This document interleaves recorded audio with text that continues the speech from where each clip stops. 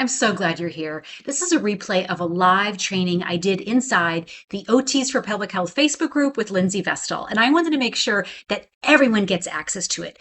Pelvic health is such an incredibly fulfilling specialty, and it's growing so much. I've been training OT since 2018, and my goal is to have over 10,000 OTs trained by the year 2030. I'm so glad you're here learning about this specialty. I hope that you can join us in the OTs for Pelvic Health Facebook group with me, Lindsey Vestal. I will link to the group below in the show notes and description. Thank you so much.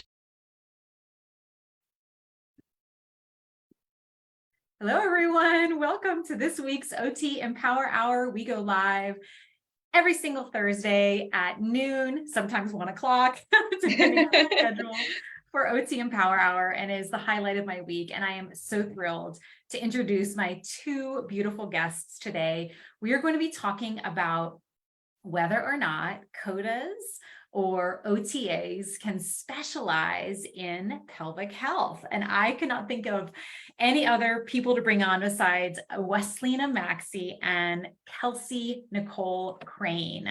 Welcome, Nicole and Kelsey. Thank you for being here. Hey. We're excited. I'm excited. Yeah, me too. This topic came out so organically. I feel like it's a question we get a lot on the Facebook group, and I have no doubt if it's a question we're getting a lot here amongst this community, this question is everywhere. So it's so well overdue. I'm so glad you're here. Before I introduce you though, I'm going to kick it off with our icebreaker question, because it lets us know that we have guests, which always excites us and just kind of helps us bring the energy. And also on replay, it kind of lets us know what topics are on replay the most, which just helps me kind of plan my content. Because you guys, I've been doing this for over 2 years now, going live every single week. And I need some help knowing what you want to hear more about. So the replay lets me know that. So we're going to do a super simple icebreaker question, and that will be your comment that lets us know you're here and on replay. And it's a simple one today. I'm just going to ask your favorite color. So Weslina, I'll kick it off with you. What is your favorite color? Okay, mine's like a maroon, any kind of maroon. I love that. I probably spelled it wrong, but that's okay. I'll go back in and fix it. Kelsey, what about you? What's your favorite? My favorite color is yellow, as bright as possible. I love yellow. You can't ever look at it and not be happy. So I love that. Elizabeth is joining us and she says purple, and I went ahead and threw mine in, which by the way, my favorite color changes by the season. Right now it's orange. I love that. Yeah. I kind of went through a phase in high school where I picked a different color every month and I landed on yellow, and I've not changed since. So I don't know. I love that. And I love your reason for liking yellow too. Yeah. That makes me happy. All right. So I want to introduce the two of you before we kick off our conversation. Kelsey is a wife and mom of 2 boys who are 3.5 and 2. So she is very busy. Very busy. She is working full-time as a pelvic floor COTA at Advanced Physical Therapy in Central Arkansas. Prior to treating pelvic floor clients, she actually worked in peds exclusively for 7 years. Her passion is treating postpartum women, male pelvic pain, and pediatric clients in the capacity of pelvic health. Weslina is an OT Pioneer alumni and has been a COTA for 5 years. She has been married to her husband for 4 years, and they have 2 kiddos, a 6-year-old son and a 3-year-old daughter. She is also very busy. She's going through the bridge program to become an OTR, and she's just doing so much. So I know you both are busy. I really appreciate you taking the time to join me today. Weslina began her pelvic health journey 7 months ago, launching her podcast, Life After Childbirth, and then went on to becoming providing her own in-home and telehealth pelvic floor therapy services in September 2022. Welcome again, ladies. So glad you're here. Thanks for having us. Yeah. So we're going to kick it off with, I guess, like the most quintessential question that I can ask you, especially based on the topic today. And I want to hear from both of you. Can COTAs and OTAs specialize and practice in pelvic health? Yes. So Surprise, surprise.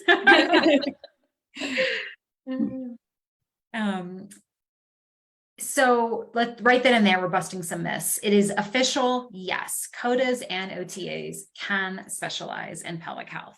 All right. So Kelsey, my next question is for you. Do Okay. you get this question often? And from who? OT professionals, hiring managers, who? So for me, I think I actually was someone who asked in the OT Pioneers if, or on Facebook, if this was something that I could do. My own experience in pelvic floor, like needing treatment, led me here. So I wanted to make sure, one, that I could do it before I nosedive in, because I'm all about it. And anyway, so I really found nowhere that said I couldn't, and so I went for it. But that was something that I had talked to the owners of my company, actually, and they were awesome. Kind of helped definitely guide me in making sure that like we were good. And but yeah, I mean, I've been asked that by coworkers, like prior to coming to where I'm at now, just even different people like within my class that I graduated with, OTA school. So I think it's out there. I think it's probably also related to pelvic health. It's not something that we even really think about. A lot of people don't even really know what we do as pelvic floor therapists or people who work in pelvic health in general. So there's just that continuation of like, we are here, we are yelling from the rooftops, like here we are. But yeah, definitely, I've had it asked from literally everybody I know. So even my husband was like, are you sure you can do that? I'm like, I mean, I think I can. I can't see anywhere that I can't. So I think it's just answering that question that, you know, we're here and we can. And I think everybody has that kind of question, you know, but we can. So Well, we know as occupational therapists, practitioners across the spectrum, we're asked if we can do pelvic health. So you're not alone in that at all. Yeah, generally, I think it's so new to our field, which shameful on us, because we should have been right in that field years ago. I work coincide with physical therapists on a day-to-day basis. I love everything they bring to a table. I also love what we bring to a table as OTs, and I think that partnership bridges wonderful gaps, and there's definitely a relationship there. But we have done ourselves a disservice as OTs by not being proactive in this field years ago.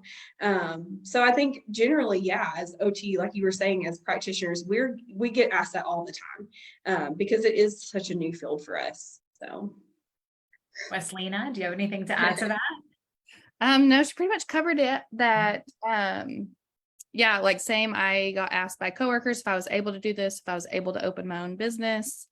What does pelvic floor therapists do, and what they can provide to clients, whether it's in pelvic health specifically or in acute care, inpatient, and all of that.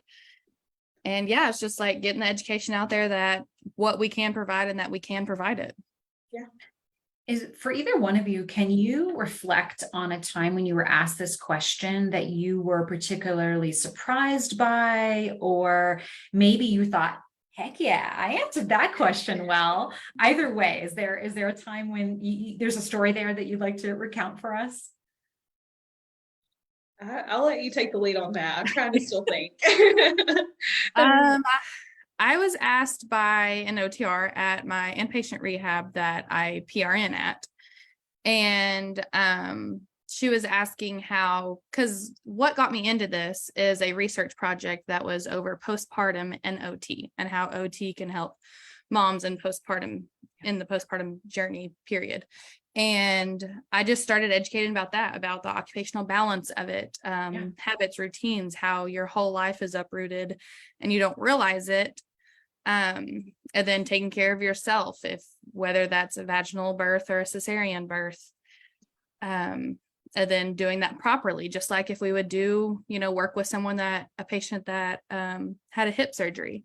It's kind of, the same stuff. We're working on doing it properly, having proper body mechanics, making sure you're taking care of yourself and self-care, and making sure you're still doing stuff that you enjoy and stuff like that. And once I was able to kind of wrap it into, it's pretty much just like any other surgery or any other traumatic event that happens to someone, they were like, oh, of course, that makes sense. I'm like, yes, it does. Yeah, for sure. I don't really, I'm trying to remember like a situation. I don't, I guess, really have a situation, but just kind of along those lines of how do we make it an occupation? And if you really can't look at what we do as pelvic health providers and not see how that relates into occupation. I mean, it's not like we shouldn't forget about our pelvic floor as we're doing everything, but it's even broader than that, of like back to self-care. I mean, those are types of situations that like in school we're ingrained in. So like self-care, ADLs, I mean, that is the foundation of what it is that we do as occupational therapists. So if you can tell me a situation where it's not related, or I mean, I haven't found one yet. So I think that is the question of like more of like, why can we not be active in this? And like, why have we not been? So, you know. Yeah, that's fantastic. That's fantastic. I will say I have really had more support with this transition from going from like pediatrics into pelvic health in this world and people than I really felt ever. I really have not had an experience where I can say like I've been questioned on as why. It's been more like I see the why and I want to support in any capacity that we can. I mean, even like to my bosses and everything, there's two of us OTs that work in pelvic floor and within my company. And I mean, they are wonderful to us. And we have a wonderful team of physical therapists that also do pelvic floor that are just, I mean, they don't look at us any different. We are them and we treat together. So it's really a beautiful relationship, and I'm thankful that I get to be a part of it because it is different. So, but I do. I love those success stories. We need to hear more of them, and we hear about what's possible. That's really important. Some of us can see that naturally, and some of us need those stories, those concrete stories where we can see where collaboration is possible. So keep being loud, keep asking why not. I think that's beautiful. So I'd love to hear a little bit more about what's a typical day in the life of Weslina like? What's a typical day in the life of Kelsey like? Talk us through like a pelvic health case that you guys have done recently, or one that stands out in your mind, please. So for me, like I said, I PRN at 2 different places and then opening my pelvic health business. So I PRN at an inpatient / LTACH and an acute care. So one of my stories will be about the LTACH that I work at, and that's a long-term acute care setting. And so there was this older lady that she was probably max assist times 2, but she was very, very tiny. She was having trouble going to the bathroom. And this is a very simple story, like simple story that anybody can incorporate and think of in any setting. She was having trouble going to the bathroom, but no one had actually got her up out of the bed to the bedside commode. Knowing what I know about the pelvic floor, and I'm like, you can't relax, the positioning's not right, all of those things. So her being little, max assist, I get her to the bedside commode safely. I put a trash can sideways and get her feet on top of it. And then like I tell her, just go ahead and relax, sit here for a moment, take time and just relax and try to go. And she did. And she was so happy. She was like, that's the best bowel movement I've had in like weeks. And so it's those little simple things that we are able to do for people just from knowing more about positioning, about toileting, and just knowing how if you're able to relax, you can relax your pelvic floor. If you're tense, if you're laying down in bed, you're not going to be able to release your stool as easily. So that was one story, and that was in an LTACH setting. My other story is I had a woman, she came to one of my workshops, And we kind of followed from there, and she was having painful intercourse. And just what she learned from my workshop about breathing and how she can start incorporating that into just every day, like taking coupled breaths here, breaths there, diaphragmatic breathing. And then learning how to connect that to her pelvic floor was very helpful. And she was able to have a very robust orgasm. And she was super happy about that. So it's just like those simple things that maybe people take for granted, that you're like, oh, I poop every day, or, you know, I have an orgasm every day. But some people need that help, that rehab, to be able to coordinate their pelvic floor muscles to help those little everyday things that some people, like I said, take for granted. But those are my 2 stories. I guess for me, a lot of the things that I do are related to, well, everything, but kind of generally, I'm doing a lot of like diaphragmatic breathing type situations, really looking at like their daily activities. So I really, right now, I have quite a few pediatric patients. And so just a lot of self-training for the parent, and kind of how the parent is able to assist and elaborate that out more day to day in helping their kid in their daily life. But the challenge for me has just really been, obviously looking at everything from our standpoint as occupational therapists, but getting people to really understand and appreciate like why breathing is important, and really driving that home and that relationship to it. Because I feel like for me, we really talk about it at first, but then sometimes my patients really like to lose it as we go on. So just remembering to drive every detail home. But I do too many things during a day to really remember all of them. But I do obviously a lot of toileting positions, like Weslina was saying. So I think just that change, I have several patients who just that little change of like toileting, that was like the best thing for them. Or colonic massage, that is like, sometimes in my patients, like the end all be all, like they love it. And getting to see that. So some hands-on, I do some manual work and things like that too. So that's always fun. But yeah, I don't know. I think I kind of, There's so much power. There's so much power in the simple. And, you know, I think that's really in our roots as OTs. And I think that's sometimes why we might take ourselves for granted, or, you know, wonder about our, you know, the value that we're bringing. But right here and now, just hearing the 2 of you speak, it is so clear to me that sometimes the simple is the most profound. And, you know, something is something, for instance, when I say that, what I immediately think about is like a home exercise program. So how many times have you guys received, you know, a worn out, overcopied sheet of exercises that no one sat there and said, well, how do you see yourself incorporating this today? Yeah. You know, do you have time in your week? I mean, I specialized in postpartum people who barely had a moment to themselves. So just taking 5 or 10 minutes to talk about where they felt they could fit this stuff in. And I've been asking, is this something you need to do privately? Is this something we need to kind of carve out some space for you? Or can you imagine yourself doing this in you know, incredibly mindful work with your toddler climbing on you? And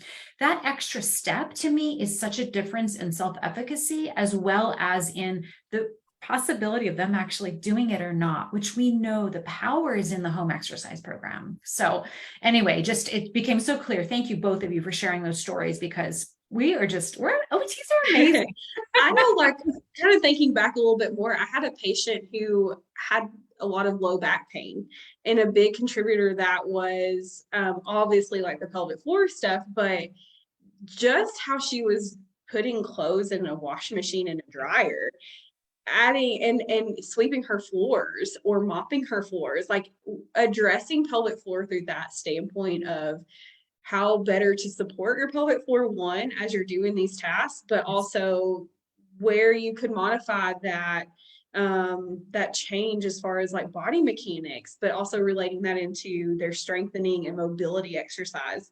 That has been crucial for my patients, and just the ability to translate that back and forth, but and them owning into more of their treatment, that has been the biggest ticket for me, and using examples of daily living. So like picking up your grandkid or squatting down to lift something up, like how we relate that into their daily task. That's my goal in a session, because every day is different and you need to be able to manage that for sure. I love that. I love that. So we only have a few more minutes together. I know that Kelsey needs to get back to work. I want to invite anyone joining us, if they have any questions, go ahead and throw them in the chat. Carissa Bounds is joining us, and she says she's attended one of Weslina's workshops and it was great. Oh! That's awesome. But if you have any questions for Kelsey or Weslina, throw them in the chat. And I know you guys are both active members of our group, so if any questions come in on replay or later, we can always respond back then. Are there any thoughts that either one of you have as we're waiting to see if there's any questions that come in that you want to share? Just kind of messages of hope to other COTAs or OTAs that might be joining our group, that can kind of help us put this question down once and for all. Is it okay if I go, Kelsey? Yeah, absolutely. So we kind of talked about it before we actually got on, but I just wanted to kind of reiterate that you can put pelvic health stuff into any setting. Like I said, like just the toileting position in LTACH, or diaphragmatic breathing with COPD patients, like just things like that we don't necessarily get taught in, regular school. And I learned a lot of my stuff by taking OT Pioneers, which I've taken a list of other courses as well, but that was the first one I took. And just having that foundation, you can start incorporating it within like a week of the course, pretty much. Like, just knowing, like it's just so much that is missed. I feel like that foundation of just having just a little bit of education on your pelvic floor and how it connects is great. But yeah, just incorporating it to any setting, I think, is crucial. Like, people think that you have to have a pelvic health business or have a pelvic health outpatient or something like that, and you don't. You can, it's just like a CEU of working with patients that have had a stroke or that have COPD, stuff like that. This is just another tool in our toolbox that we can use in every day and every setting. Absolutely. And I kind of want to kind of bring a little bit more to that too. You don't have to be someone who's necessarily interested in pelvic floor to look at things like Weslina was saying, pelvic floor.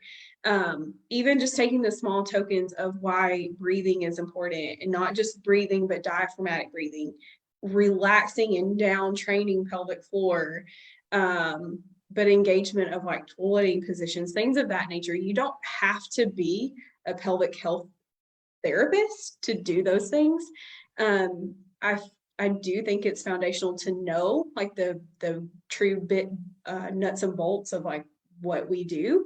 But you're doing a lot of these things, or you should be, let me rephrase that. You should be doing a lot of these things in your practice across the board, no matter what. And if you're not, there are easy things that you can start incorporating with your patients. You don't have to, I think, again, you do need foundational aspects, but you don't have to do internal work. You don't have to do some of the other things that we do as providers in pelvic health, but you can do those just little bitty changes, and those little bitty changes take a huge effect, because I mean, that's what we're called to do. We're called to change and adapt these situations for our patients. So even just changing their breathing pattern and their relaxation overall, that's a huge step in the right direction, and a lot of change that you can get from just those two things.